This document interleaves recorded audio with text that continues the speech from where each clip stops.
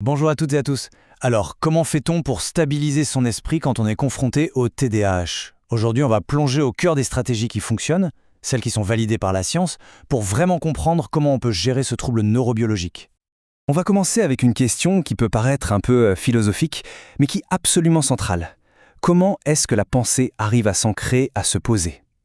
Trouver la réponse, c'est justement tout l'enjeu dans le TDAH, parce que tout part de là. Pour pouvoir se concentrer, il faut d'abord que les réseaux de neurones soient stables. Voici comment on va procéder en 4 temps.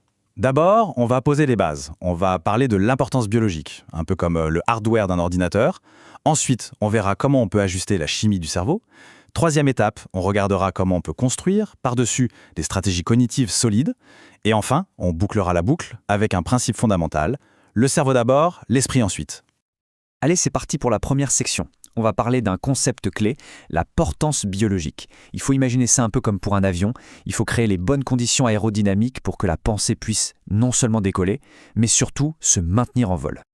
Mais alors concrètement, qu'est-ce que c'est cette fameuse importance biologique? Eh bien, c'est le fait de stabiliser les réseaux de neurones pour qu'ils forment une base, une fondation vraiment solide. Parce que sans ça, tout le reste, la planification, la concentration, bref, les fonctions exécutives, eh bien, ça ne peut pas tenir. C'est la condition de départ. Ok, et pour atteindre cette stabilité, il y a deux grandes approches qui, en fait, se complètent parfaitement. D'un côté, on a l'approche pharmacologique, là, on agit directement sur la chimie du cerveau, et de l'autre, l'approche psychosociale. Ici, le but, c'est de structurer l'environnement et de mettre en place des stratégies pour compenser les difficultés. On enchaîne avec notre deuxième section. Alors, pourquoi est-ce que, très souvent, on commence par les médicaments? La réponse est assez simple en fait, c'est parce que cette approche va droit au but, elle s'attaque directement à la racine neurobiologique du problème. Le truc, c'est que ces traitements ciblent un déficit très précis, un manque de certains messagers chimiques dans le cerveau, surtout la dopamine et la noradrénaline. L'idée, c'est de s'arranger pour qu'il y en ait plus qui circulent entre les neurones. Le résultat, le signal entre eux devient plus clair, plus net. Ce qui est super intéressant ici, c'est de voir qu'il n'y a pas qu'une seule façon de faire. On a d'abord les psychostimulants, les plus connus, comme le méthylphénidate. Eux, leur job, c'est d'empêcher le cerveau de recapturer trop vite la dopamine et la noradrénaline. Du coup, elles restent disponibles plus longtemps pour faire leur travail.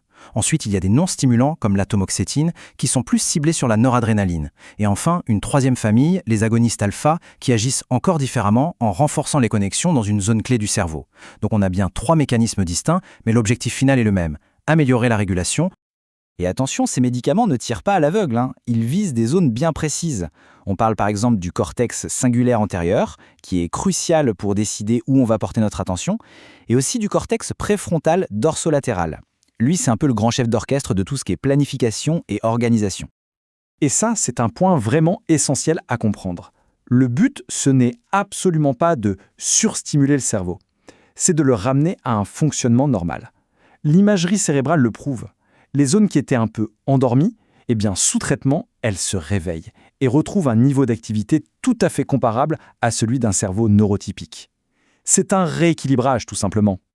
Ok, maintenant que la fondation biologique est plus stable, on peut enfin commencer à construire quelque chose dessus. Et c'est là que la deuxième grande approche entre en jeu, les stratégies cognitives et comportementales.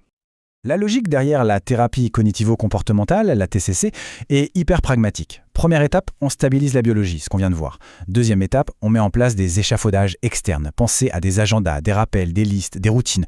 Tout ça, ça vient aider de l'extérieur. Et pourquoi? Pour compenser les fonctions exécutives qui sont un peu moins robustes à l'intérieur. C'est comme apprendre à s'organiser de l'extérieur pour renforcer l'intérieur. Ça, c'est particulièrement vrai pour les enfants et les ados, où l'environnement est absolument clé. Parfois, des choses toutes simples peuvent tout changer, réduire les distractions autour de soi, s'asseoir à une place stratégique en classe ou utiliser des supports visuels. Ça peut faire une différence énorme. Le but, c'est d'alléger la pression, la charge mentale qui pèse sur les circuits de l'attention. Et puis, il y a une autre approche assez fascinante, c'est le neurofeedback. Là, on ne prend rien. L'idée, c'est d'entraîner le cerveau directement. C'est un peu comme l'emmener à la salle de sport, une sorte de kiné pour le cerveau, où il apprend lui-même à mieux se réguler. Et ça peut améliorer l'attention, le contrôle des impulsions, avec l'avantage de n'avoir aucun effet secondaire. On arrive maintenant à la dernière partie, celle qui va tout rassembler. Le principe fondamental qui guide toutes les stratégies efficaces est à la fois simple et incroyablement puissant. Il faut s'occuper du cerveau avant de demander des efforts à l'esprit. Pour que ce soit bien clair, il faut vraiment distinguer les deux. D'un côté, il y a le cerveau, la machine, le hardware.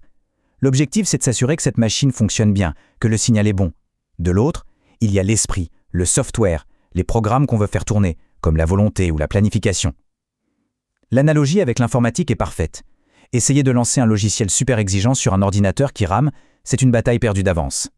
Et tout ça nous amène à cette idée centrale. Le but ultime de ces traitements, ce n'est pas de forcer la volonté, de dire « fais un effort ». Non, le but, c'est de modifier l'état même de la matière cérébrale pour que la pensée puisse enfin trouver un point d'ancrage. En d'autres termes, il s'agit de rendre l'effort de l'esprit biologiquement possible.